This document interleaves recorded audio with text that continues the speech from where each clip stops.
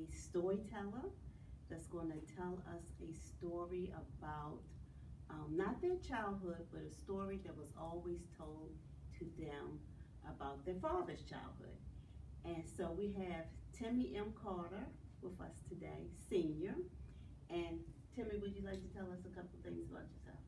Well, I'm a carpenter by trade. Mm-hmm. Live in the Northern Neck, been here pretty much all my life. Okay. And I am married to a Baltimorean that has moved in this area, Tanya Carter, that knows probably more people on this side of the area than I know. That's because I just talk to everybody. That's the only reason.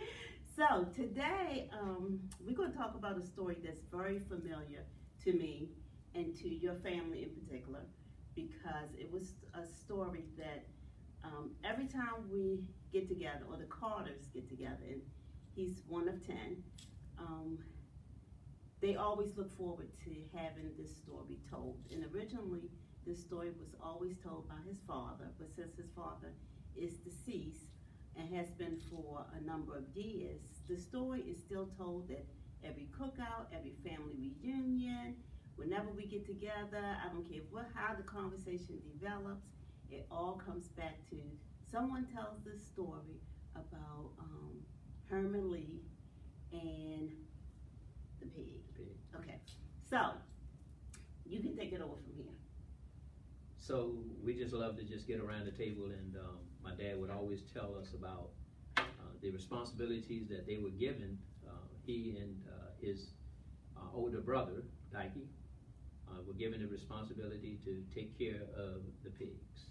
Mm-hmm. And this particular day, and their responsibility was to fill the troughs, especially when it was hot, because that was a way for the pigs to really cool themselves off. But this particular day, my Uncle Dikey went down, and the pigs evidently wasn't cooperating.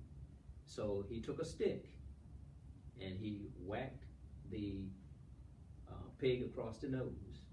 The pig's nose started bleeding, and guess what? The pig dies. So of course he knows that he's in a lot of trouble.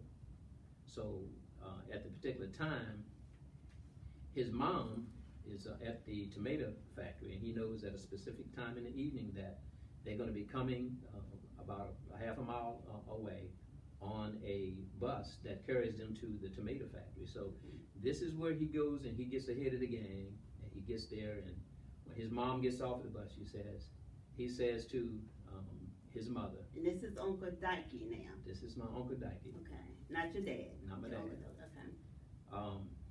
You're not going to be happy, Mom. Herman Lee done did a bad thing. So of course she wants to know what's happened. Herman Lee has hit the pig, and he has killed one of your pigs. So now, of course, okay. Okay, so now, I've never had a chance to meet your grandmother, but you knew your grandmother well, and even though they call her mother, you all called her Grandma. Okay, Grandma, or Big Mama. Big Mama. She was known as Big Mama. Yeah. Okay, and she was the one who looked like basically was in charge. She was a disciplinary. Okay. She was, and she was no small woman. Okay, but she lived up to the name. Yeah. So Big Uncle Dikey has gone up the hill to meet the bus, and so he has gotten ahead of the story. He's telling. So he says to his mother that Herman Lee has killed his pig. Okay. So of course he knows now, because my dad was mischievous. Mm-hmm. Everybody knew that. So therefore he was the one that was always in trouble. So my Uncle Dikey took advantage of this. So now my grandmother, she gets back to the house, and she confronts my dad, Herman Lee. So you're going to kill pigs. And so she gave him the worst spanking that any kid could possibly get at that particular time. And that's because that's how they fed it. Yeah, that's how they fed their family. Probably the whole winter. Absolutely. So absolutely. You know, the pig, they kept the pig, and then when it was time to slaughter the pig, then that's what the family fed off during the cold winter, brutal cold winter months. And so, to not have, the pig was a blow to the It was a whole. big thing. It was a big a really big blow. thing. It's a really big thing. Mhm. So the more she beat him, the more she spanked him, the more she spanked him, the more he said, well, Mama, you can spank me all you want to, but I know you're gonna not believe me, but I didn't kill that pig. But of course, she did not believe him, Mhm. you know. So anyway, how the story goes now is, my Uncle Dikey and my dad, for fun, what they would do is, with the little monetary means that they would have, they would do a little childhood gambling. Mhm. So they played marbles, almost like you're shooting, pool. Okay. My dad was really, really good at it. So this time, he took all of my uncle's money, and he was kind of teasing him or what have you. And at this time when he was teasing him, my grandfather now was off of the fish boat, and he was sitting by the kitchen window. So as my dad would tease my Uncle Dikey, that's all right, I won all that money from you and this and that and the other. And he said, that's all right. You wanted my money, but you got that beating for that pig that I killed. Mhm. And oh boy, the deal was on when my uncle heard this. I mean, my granddaddy heard this. Okay. So he jumps up and he runs out, and at a particular time they had this clothesline there. And my Uncle Dikey, he knew that my granddaddy had heard that, so he gets to running. And evidently he turns and he hit him in the back of his leg and knocks him down, and my dad jumps up and said, Dad, don't beat him no more. Don't beat him anymore, because I got the beating for the pig that he killed. So don't beat him anymore. So anyway, as the story goes as well, as he got to be older gentleman, my Uncle Dikey went to work on a barge, and it seems to be now that he had enough money to go to my grandmother and say, and man up, I was the one that killed the pig. Here's the money for the pig. So the interesting thing about this story is we always knew that they was playing marbles and they was teasing one another. Well, one was teasing, Yeah. your dad was teasing his brother because he won, and then then his brother blurted out that he killed the pig.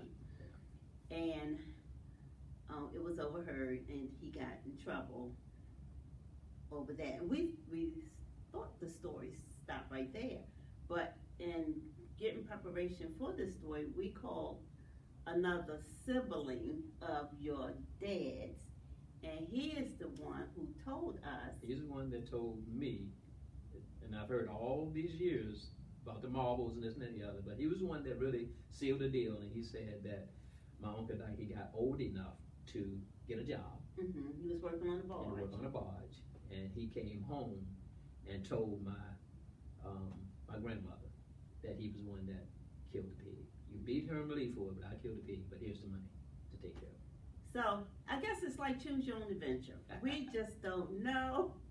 We don't know if it's the two versions that are combined, or maybe the two versions got mixed up. I don't know, but the part that we have always heard is that They were playing the marbles. they were playing the marbles, and your grandfather overheard that story, and that he didn't want his brother even to be punished, Yeah. because he had already. And Yeah, that already sounds got just like how your dad would have been. Yeah. He would have Yeah. been, he would have let bygones be bygones. How old do you think they were when this No, they were happened? teenagers, probably, maybe 12, 13 maybe, 13, Okay, 14 years old. Yes, sir. Yeah, so they were pretty young. Well, Uncle Dikey was very clever to run ahead, and I I'd bet you say. all the neighbors knew before, Yeah. because he probably went and told everybody on the way, oh, Herman Lee killed that pig. I can see him now. I knew Uncle Dikey. I can see him now saying that. So my father didn't have a chance. Once he got ahead of the game, and he told my grandmother, that was it. So he was clever in doing that. Mhm. Yeah. But that's so interesting. We have heard that story over and over again.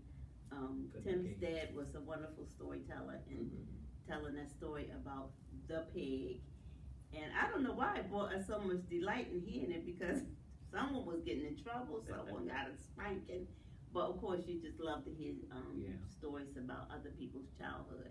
And that does tell a lot about the dynamics of the family, how that at a very young age you had some very serious responsibilities and was expected to live up to them. And then, community-wise, I'm sure that, you know, it was like all communities down here, that everybody disciplined other people's children and Oh, yeah. reprimand other people's children. And I can see Big Mama, even though I didn't know her, after working hard at the tomato factory, to come home to that news and to Made her mad. and it probably made her really upset about that. So that was interesting. Thank you for sharing that story with Well, us. you're welcome. My pleasure. And I'm sure that we're going to be gathered together for a family cookout. The Carters always have a family day, and someone is going to ask Timmy to tell the story all about the pig.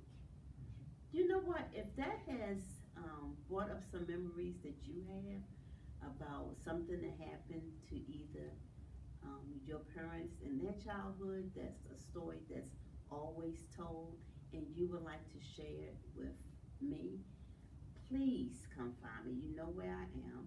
I look forward to having you here in the hot seat, and I am looking forward to hearing your side of the story. So until we meet again with another great story from another great storyteller, take care, be kind, bye-bye.